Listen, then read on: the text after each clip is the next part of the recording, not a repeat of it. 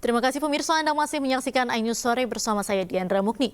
Seorang pemuda disabilitas menjadi tersangka pemerkosaan mahasiswa oleh Polda Nusa Tenggara Barat. Agus mengklarifikasi kondisi fisiknya tidak memungkinkan untuk melakukan tindak asusila tersebut.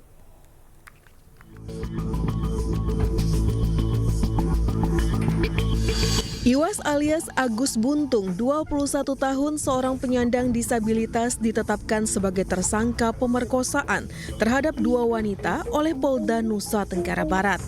Menurut polisi, peristiwa terjadi di sebuah homestay di Mataram. Agus yang bertemu korban di teras Udayana mengajak korban ke lokasi kejadian hingga akhirnya korban diperkosa. Oleh polisi, Agus dijerat Undang-Undang Tindak Pidana Kekerasan Seksual dalam Pasal 6 Undang-Undang TPKS. Polisi berdalih penetapan Agus sebagai tersangka sudah sesuai prosedur.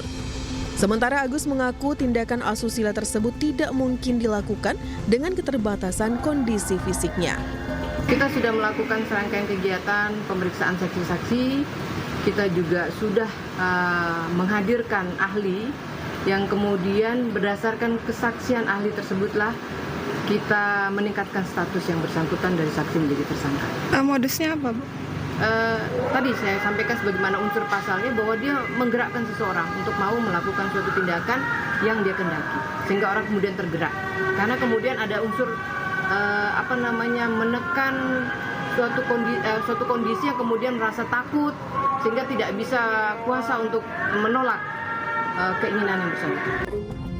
Separuh hidupnya Agus bergantung kepada ibu kandungnya sendiri. Atas penetapan dirinya sebagai tersangka, Agus keberatan dan meminta keadilan kepada Presiden Prabowo Subianto. Bagaimana cara saya?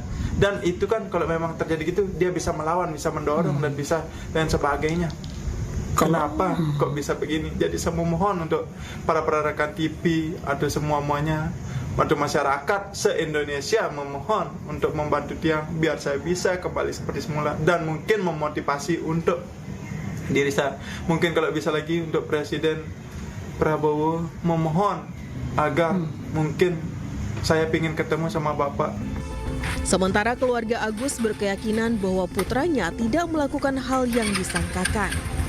Yang sangat kaget dan terkejut sih Pak, saya seperti tidak percaya gitu. Kok bisa anak saya dituduh seperti ini gitu, bagaimana caranya itu yang tidak habis yang pikir Pak. Apa harapan Ibu karena ini kan sudah... Ya, harapan saya semoga kasus ini cepat selesai, kalau bisa damai kayak gimana caranya biar bisa anak saya beraktivitas seperti biasa gitu, bisa keluar, bisa kuliah, bisa main gamelan lagi. Karena keadaan sebelumnya melalui video Agus membela dirinya dengan mengadukan salah satu akun Instagram ke Ditreskrim Polda NTB atas dugaan pencemaran nama baik melalui media sosial. Dari Mataram, Nusa Tenggara Barat, Hari Kasini, iNews melaporkan. Lalu seperti apa awalnya penetapan tersangka ini bisa terjadi? Saat ini sudah bersama kami AB. Selamat sore, Mas. Ya, sore. Baik, Mas, boleh diceritakan bagaimana awalnya Anda ditetapkan sebagai tersangka? Ya, awalnya saya ditetapkan menjadi tersangka itu karena saya dituduh memperkosa atau melakukan kekerasan seksual, Bu, gitu. Sedangkan diri saya ini masih dirawat sama orang tua, tidak bisa sendiri, tidak bisa ngapa-ngapain. Dan semua tergantung sama orang tua. Tidak mungkin sampai sampai gitu, Bu. Sedangkan saya tidak bisa apa-apa, Bu. Terang saya kaget. Dan saya memohon kepada masyarakat di Indonesia, di dunia ini atau di lingkungan Indonesia ini untuk membantu dia biar dia bisa selesai dan untuk kasus ini biar tidak lagi biar bisa bekerja. Saya kuliah semester 7, Bu, gitu.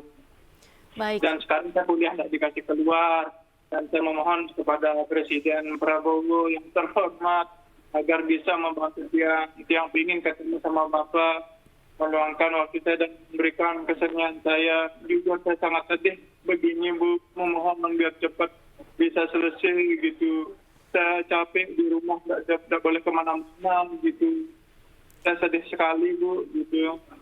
Baik. Mas, mungkin boleh diceritakan sebenarnya ceritanya pertemuan Anda dengan kedua mahasiswa itu bagaimana awalnya? Ini, Bu, sebenarnya satu Bu, tapi karena saya ditanya-tanya sama polisi yang dulu-dulu yang dimasukin jadi 2 Bu gitu. Saya sebenarnya gitu, berawal saya dari kampus jalan mencari makan gitu. Nah, setelah itu saya diantar pulang, tetapi saya di lain tepatnya jalan itu Bu gitu. Nah, sehingga saya terjadilah tindakan saya memperkosa, sedangkan itu saya kayak gini tidak bisa ngapa-ngapain, buka celana sendiri tidak bisa, buka baju tidak bisa gitu. Sedangkan kita sama ceweknya ini tidak ada masalah apa-apa Bu gitu. Kok tiba-tiba saya diginiin gitu, membuat saya sedih Bu.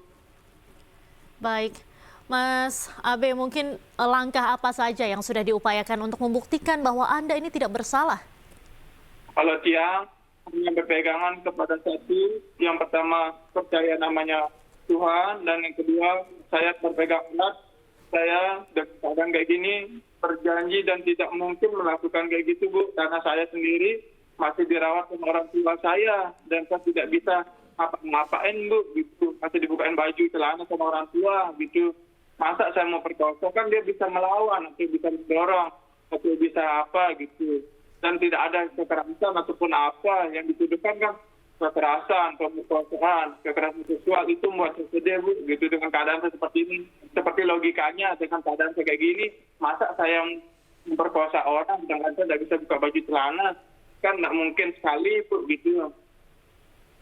Baik, Mas Abe mungkin bisa, apakah ada langkah untuk membawa ini ke upaya hukum seperti menempuh upaya pra-peradilan terkait dengan penetapan tersangkanya? Saya bingung Bu harus melakukan apa, saya terus terang tidak bisa berbuat apa-apa Bu.